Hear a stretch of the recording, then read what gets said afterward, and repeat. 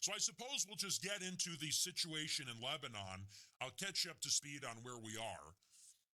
So, as you know, it seems that for the time being, the war between the U.S. and Iran is over. It's resolved. And this long-awaited ceasefire or peace deal is apparently now done.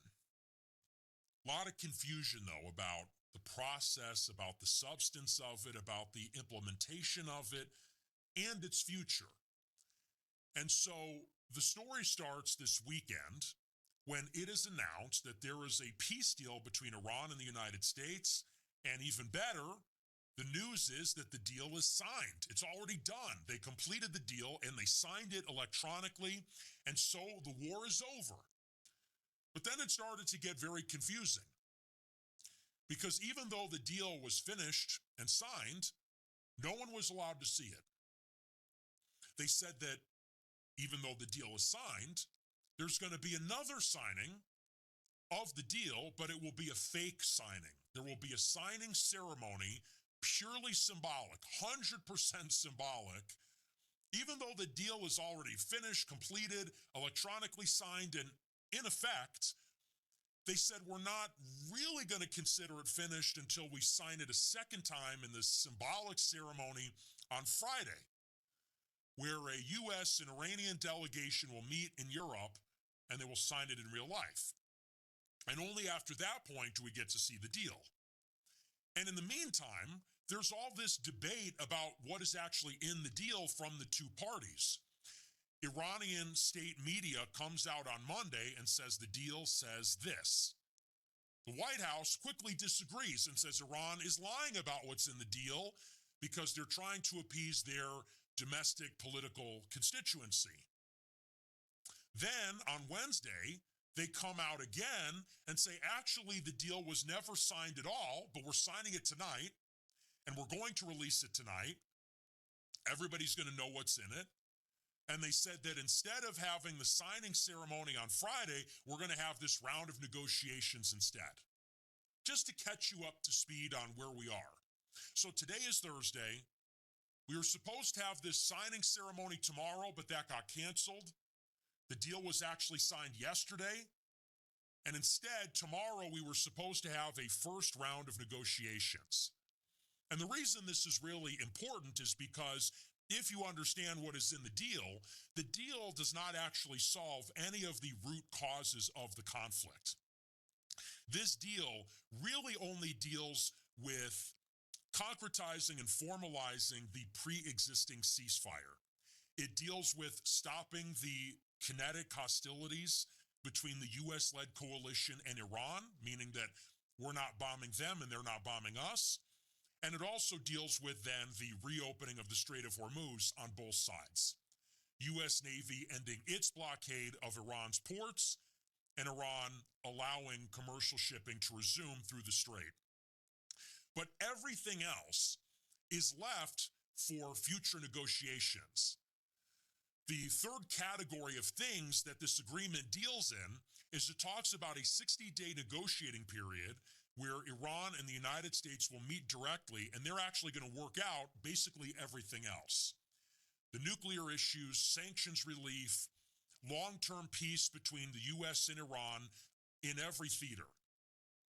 And so tomorrow is then supposed to be a very important day, because although they're not actually signing the agreement any longer, instead what they're supposed to do is sit down and they're actually supposed to inaugurate this 60-day period of intensive, technical, comprehensive negotiations, and this is really going to bring an end to the long-term conflict between the U.S. and Iran. And you need to understand that is really the crux of all of this.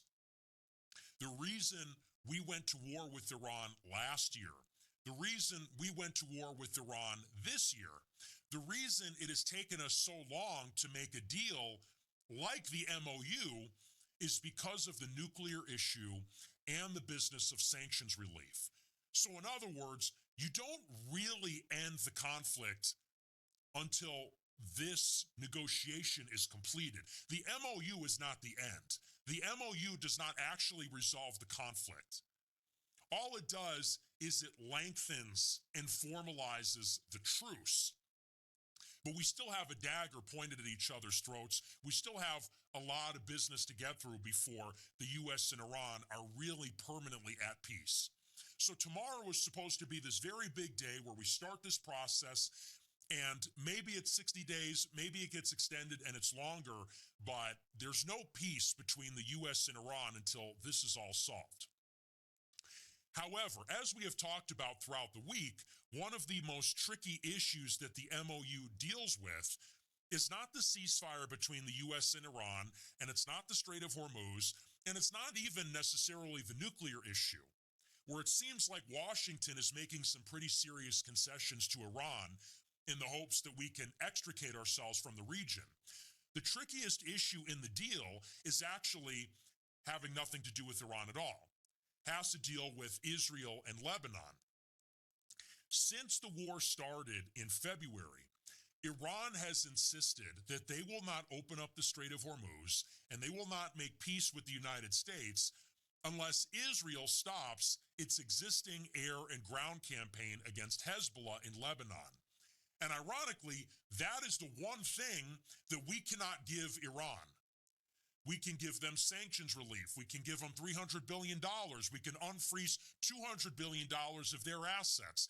We can end our blockade of their ports. We can let them enrich uranium at a low level. We can allow them to dilute or downblend their highly enriched uranium. We are willing to do all these things, and we can agree to do all these things, but the one thing we can't give is we can't make Israel stop fighting Hezbollah, because we have no control over Israel. And so Iran has insisted that as a precondition for even this MOU, forget about a long-term peace deal, Iran has insisted that Israel has to stop bombing Lebanon and withdraw from the parts of their territory that they've already occupied and invaded in order for the U.S. to have a ceasefire with Iran. And this has always been the trickiest part. And I told you this on Monday, on Tuesday, yesterday. I said, this is the wild card. Because be that as it may, that the Trump administration is seeking peace with Iran in the short term, may be willing to make concessions for a longer term agreement. The one thing that is outside our control is Israel. We cannot compel Israel to stop in Lebanon. And Israel is unwilling to do this because Israel does not want us to stop fighting Iran. And what's more, Israel does not want to stop fighting in Lebanon either. So as far as anybody is concerned, Israel actually has all the incentive in the world. It is doubly in their interest to sabotage this peace deal. Sabotaging the peace deal is an end in itself for them. They want to see the war go on. They want to see the United States stuck so that we are forced to escalate militarily to achieve Israel's objectives. And they also want to fight Lebanon. So if they get to continue their campaign in Lebanon and it happens to derail peace with Iran, they're only all the happier to do that. And just as we talked about, and just as everybody predicted, this is exactly how this peace deal is playing out. So the United States and Iran, they might have signed this thing over the weekend. We don't know. They said that they signed it yesterday. They're supposed to meet tomorrow. But the first provision is that Israel has to stop. And that's been the question. Will they stop for the benefit of the United States? Israel has bombed Lebanon every single day this week. Israel bombed Lebanon on Tuesday, bombed them on Wednesday. Israel bombed Lebanon today.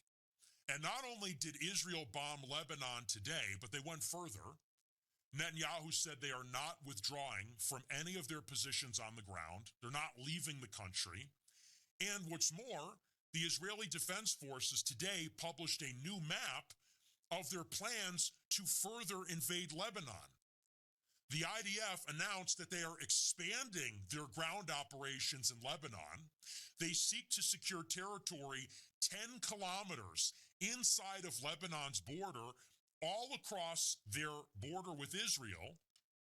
And pursuant to this, Israel launched an aggressive invasion of Lebanon just today.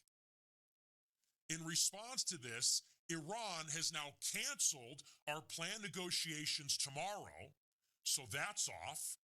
Earlier today, Iran said that they're not going to meet.